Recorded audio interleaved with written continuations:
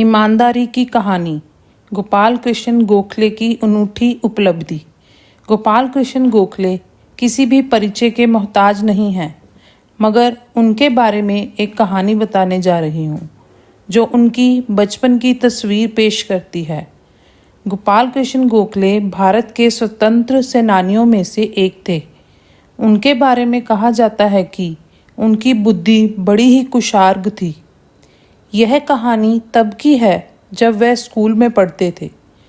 उनके गणित के शिक्षक ने सभी बच्चों के घर गणित के कुछ प्रश्न करने के लिए कहा। सब बच्चों ने अपने अपने घर पर प्रश्न हल किए। गोपाल कृष्ण गोखले ने भी घर पर प्रश्न हल किए, मगर उन प्रश्नों में एक प्रश्न ऐसा था जो गोपाल के समझ नहीं आ रहा था। इसके लिए उन्होंने काफ़ी मेहनत की, मगर उसका हल नहीं कर सके। उन्होंने उस प्रश्न को छोड़कर बाकी प्रश्नों के हल कर लिए। जो सवाल वो हल नहीं कर पाए थे, उसको अपने किसी मित्र की सहायता से हल कर लिया। जब सारे बच्चे स्कूल पहुँचे, तब शिक्षक ने जब सारे बच्चों की कॉपियाँ देखी तो केवल गोपाल कृष्ण के ही सारे प्रश्न ठीक थे। शेष बच्चों में से किसी के एक तो किसी के 2 सवाल गलत जवाब थे। शिक्षक गोपाल कृष्ण से काफ़ी खुश हुए।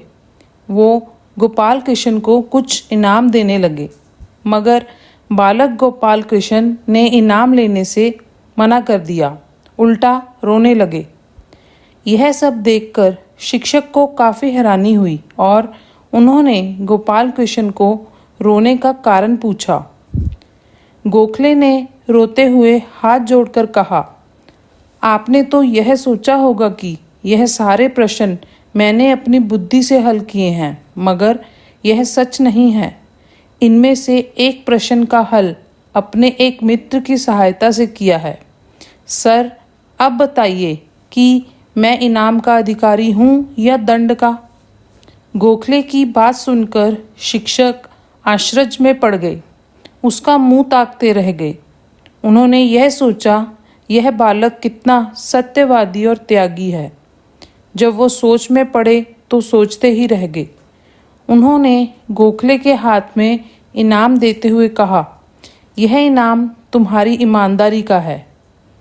इस कहानी से यह सीखने को मिलता है कि जीवन में ईमानदारी और सहायता करने के लिए कला हमें सच्चे मानवता की ओर बढ़ाती है। गोपाल कृष्ण गोखले ने अपने मित्र की मदद से एक प्रश्न का हल किया, जो हमें यह सिखाता है कि हमें अकेले नहीं बल्कि साथी की मदद से भी समस्याओं का समाधान मिल सकता है। धन्यवाद।